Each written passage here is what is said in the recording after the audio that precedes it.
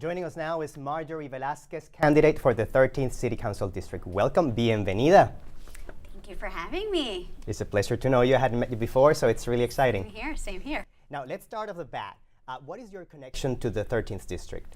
So it's been living there for over a decade. Actually, I lived in the bordering town of Parkchester, so not too far. We share some of the same schools where I went to public school for 106 and 127, and then ultimately went to the high school in the district, St. Catherine's Academy. And my parents sent me there, because they didn't trust me around boys at high school age. And so ultimately that led to a time at NYU where I ended up taking accounting and finance that led to a career at DirecTV, managing the books for 16 different countries in Latin America. And that's my strength there, finding that balance and understanding how to go into a country, fix the bugs, hold folks accountable, and make sure that it works for each and every single country. Then you started getting politically involved, or civically involved, I should say. For me, the civic involvement really began when I got hurt. You had an accident. I had an accident and a crash. I had a workplace accident followed by an auto crash where I ended up having 7 surgeries, and I got really stuck in this healthcare bureaucracy. All that red tape and dealing with different insurance companies and the struggle of just having someone to listen and just getting the proper medical care done and at the right time. And what was worse is actually dealing with what I was dealing, right? I'm bilingual, I have access to lawyers, I have access to great doctors, and yet I was still stuck in this. And there were families next to me who didn't have English as a first language, who needed help with the different forms they were filling out. So I took that opportunity to start speaking with them. And that's those little steps that you start getting in and you're like, I really got to get involved. I have to give people a voice. And so I really got into it. I decided to join the community board. I'm a treasurer there now. I decided to run for district leader. I was the first Latina to actually win, and that's 82nd AD Part B to be really specific. And then a friend and I came up with an idea of launching a women's group called Bronx Women United to keep women civically and politically engaged. We wear so many hats as women, and it's having that network, that connection of, hey, I'd like to do this issue, and reaching out to my friends in this way, and this connection that we all had, it actually empowers each other, but just giving a voice and listening. How do you think, Marjorie, District 13th has changed since you came into the neighborhood? Well, the first way I moved into the district was one of my friends who's a cop was moving on, and he's like, Marge, I have the best apartment for you. And I'm just fresh out of college trying to get into my own, and I was like, fine. And sure enough, it was the best. I mean, it was right behind Villa Barone. So imagine the smells that were coming out of there. Fantastic. Oh my goodness. And the district has changed. I mean, you have more families moving in there. You definitely have, as a Latina, I've seen an increase of Latinos moving in as well. And you know what doesn't change is the family. It's the strength of hearing us all together and all being there for each other, and that's the strength that keeps this district alive. Talking a little bit about issues now, in terms of what you stand for, let's start with education. What are your thoughts there? My biggest challenge, right? We're living in a system where the Bronx is an outer borough. It's been ignored. The services are not the same.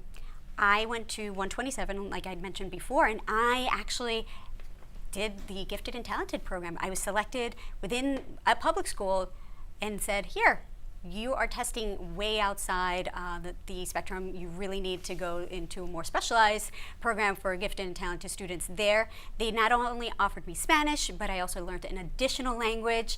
And I also was able to take Regents classes at an 8th grade, so that when I even started high school, I was already advanced. And that strength and that encouragement actually led me to continue my education into NYU, where I ended up graduating with accounting and finance, more of the math stuff that I was able to enjoy at an 8th grade level.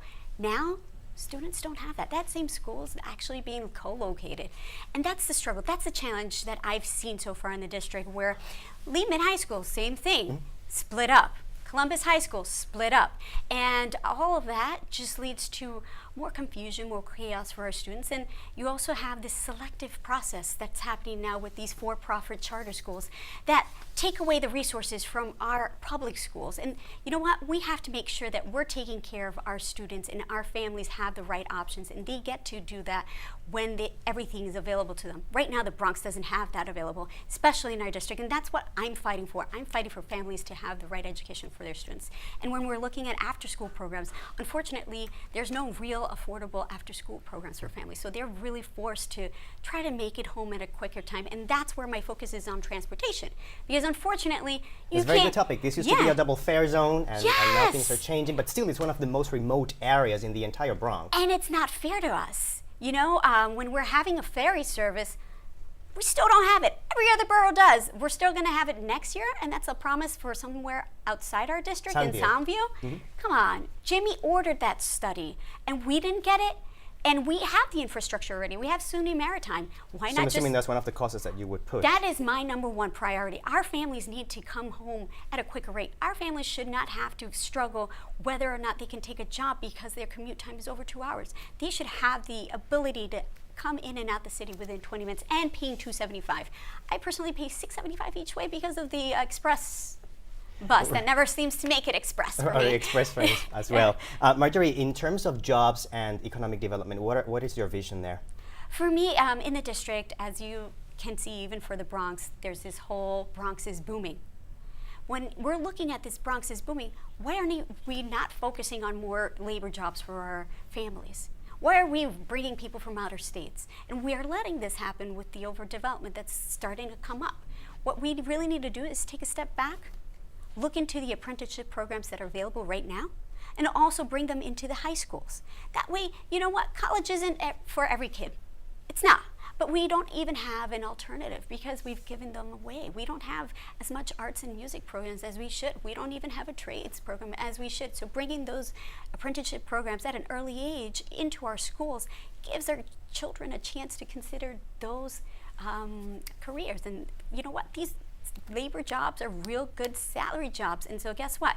You provide the proper salaries, families stay in the district, and you create this economic development all over.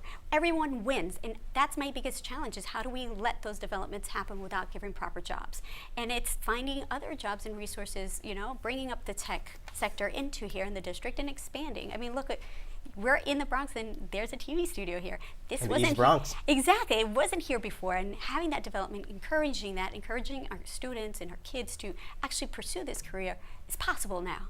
Before it wasn't. Marjorie, the immigration debate continues very heated, mainly from Washington. As a council member, if elected, what is it that you could do to help improve services and resources at the very hyper-local level? Well, a couple of things, and this one's really difficult for me emotionally because just this weekend I met a gentleman whose wife is about to be deported. They've been married for 22 years. They have 3 children, and unfortunately they've been told that their marriage is false by the government. You spend 22 years with someone, you have kids with someone, and it's false? And that's unfortunately the realities that our families are facing. That's what we are working really hard with. I am working with the group Make the Road and Councilmember Jimmy Baca, who actually That's endorsed you, right? He's the incumbent. Yes, and Make the Road has also endorsed me. And these groups are designed to help with the immigration process. And unfortunately, I think when people first started hearing about the immigration issue, everybody thought that it was the undocumented folks. But it's just more about undocumented. You could have your green card and still be faced with deportation.